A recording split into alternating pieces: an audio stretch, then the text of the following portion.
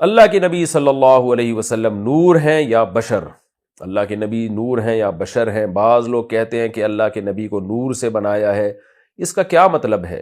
محمد Haroon India سے۔ ایسی کوئی صحیح حدیث موجود نہیں ہے جس میں آتا ہو کہ اللہ نے اپنے نور سے نبی کو بنایا۔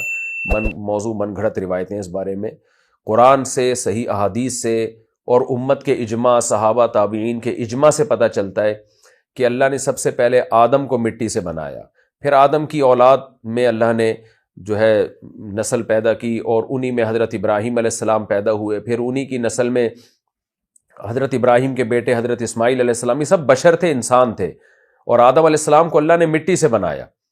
تو آدم کو خلقہ من تراب، قرآن صاف کہہ رہے ہیں میں نے آدم کو مٹی سے بنایا۔ پھر آگے ان کی نسل میں بخاری مسلم کی صحیح حدیث ہے کہ اللہ نے آدم کی نسل میں ابراہیم کو منتخب کیا، پھر ابراہیم علیہ السلام کی اولاد میں اسماعیل، پھر اسماعیل کی اولاد میں اللہ تعالیٰ نے بنو ہاشم کو اور قریش کو، پھر بنو ہاشم کو، پھر اب حضرت عبداللہ کی اولاد میں اللہ نے محمد صلی اللہ علیہ وسلم کو پیدا کیا۔ تو آپ جیسے بشر ہوتے ہیں اسی طرح آپ انسان ہیں، بشر ہیں، اور پھر آپ کی اولاد بھی اسی طرح چلی ہے جیسے سارے انبیاء کی اولادیں اور سارے انسانوں کی اولادیں چلتی ہیں۔ آپ صلی اللہ علیہ وسلم کی بیٹی حضرت فاطمہ تھیں، ان کی اولاد میں حضرت حسن حسین ہوئے، پھر ان کی اولاد آگے سید بہت سارے ہیں۔ تو آپ کسی بھی سید کا لیبارٹری ٹیسٹ کروائیں وہ بشر ہی نظر آئے گا، انسان نظر آئے گا آپ کو ہر لحاظ سے، گوشت پوشت کا بنا ہوا انسان، کھاتا ہے، پیتا ہے، چلتا ہے، پھرتا ہے۔ تو اسی طرح جو آج جو سید نظر آ رہے ہیں جیسے یہ انسان ہے، تو ایسے ہی ان کے نانا محمد صلی اللہ علیہ وسلم بھی انسان تھے۔ اگر آپ نور ہوتے تو نور سے تو پھر نور پیدا ہوتا ہے نا، انسان بشر تو نہیں پیدا ہوتا۔ تو آپ آدم علیہ السلام کی اولاد میں ہیں اور پھر آپ کی اولادیں بھی آج تک موجود ہیں، اور اسی طرح یہ سلسلہ قیامت تک چلے گا۔ تو آپ صلی اللہ علیہ وسلم حقیقت اور ماہیت کے لحاظ سے بشر ہے۔ قرآن میں اس مضمون کو جگہ جگہ بیان کیا، قل انما انا بشر مثلکم، اے نبی ان سے کہہ دیجئے میں تمہاری طرح کا انسان ہوں۔ فرق کیا ہے؟ یوحا الیہ، میری طرف وحی ہوتی ہے، تم پر وحی نہیں ہوتی۔ تو آپ حقیقت اور ماہیت کے لحاظ سے انسان ہیں، بشر ہیں۔ ہاں ہدایت کا نور ہیں آپ۔ اس کائنات میں اللہ کے بعد سب سے افضل محمد صلی اللہ علیہ وسلم ہے جو آخری نبی ہیں، اور اللہ کے سب سے زیادہ محبوب ہیں آپ صلی اللہ علیہ وسلم۔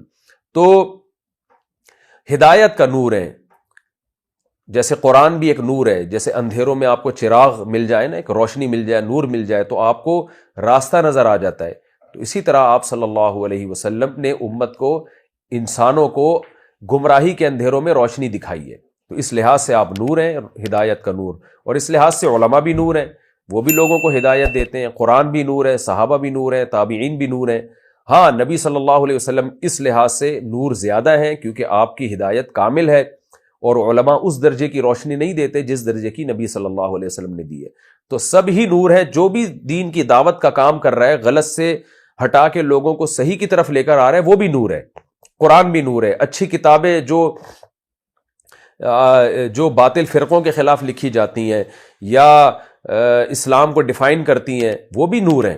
تو اس لحاظ سے آپ صلی اللہ علیہ وسلم اعلیٰ درجے کا نور ہیں، لیکن حقیقت اور ماہیت کے لحاظ سے آپ انسان ہیں۔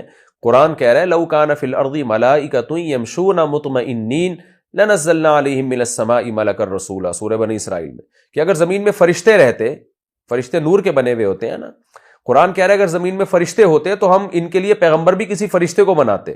تو زمین میں انسان رہتے ہیں تو ان کی ہدایت کے لیے انسان ہی آئے گا جو ان کی ہدایت کا ذریعہ بنے گا۔ تو یہ مضمون قرآن نے دو ٹوک لفظوں میں، صاف لفظوں میں بیان کیا ہے۔ تو یہ ہمارے بنیادی عقائد میں سے ایک عقیدہ ہے۔ بعض لوگ یہ کہتے ہیں کہ نبی نور تھے لیکن بشریت کے لبادے میں آئے تھے، یہ بالکل غلط ہے۔ جبریل علیہ السلام حقیقت میں نور ہیں، فرشتے ہیں، بہت دفعہ وہ بشریت کے لبادے میں آیا کرتے تھے انسانوں کی شکل میں، لیکن ہمارے نبی صلی اللہ علیہ وسلم سید الانبیاء وہ حقیقت میں ہی بشر تھے۔ تو یہ قرآن نے بہت واضح لفظوں میں یہ عقیدہ بیان کیا۔